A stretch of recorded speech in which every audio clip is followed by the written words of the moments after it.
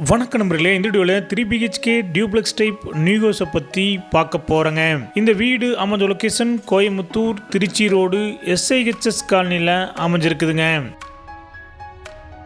இந்த வீடு east facing சைட்டில் ஈஸ்ட் ஃபேசிங் மெயின் டோர் வச்சு கட்டியிருக்காங்க.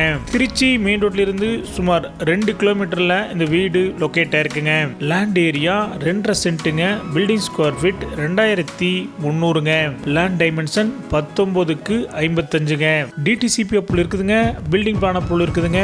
போர்வில் இருக்குதுங்க.